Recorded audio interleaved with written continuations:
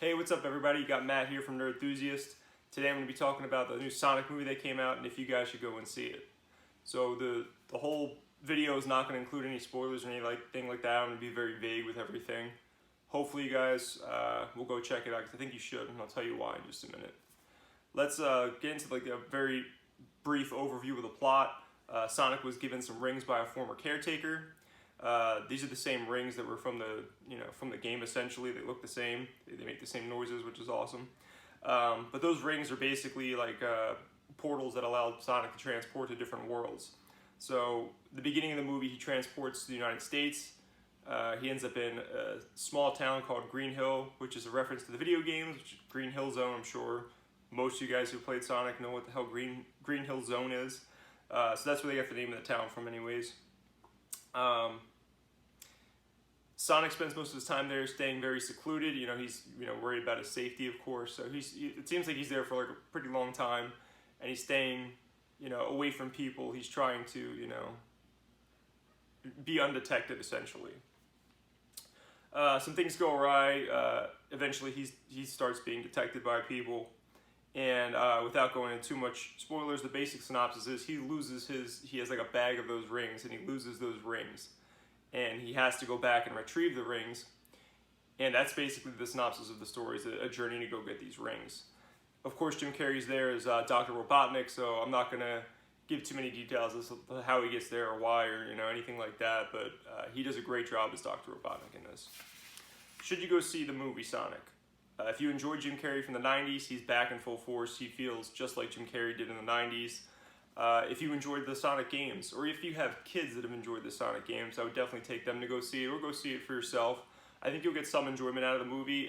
It's not the greatest movie I've ever seen, but it is a good movie. It's worth going to see,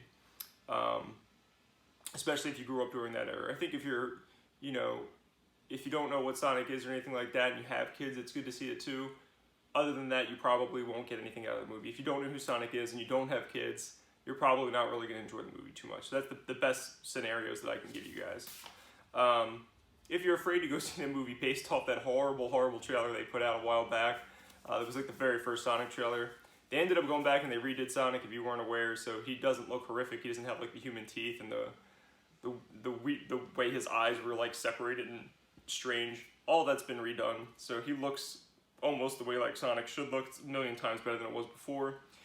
And it seems like they pulled back on the heavy 90s vibe that they were pushing to. Like, there doesn't seem to be, I don't remember Gangsta's Paradise being in there at all, which was actually in the trailer, so luckily that's not in there anymore.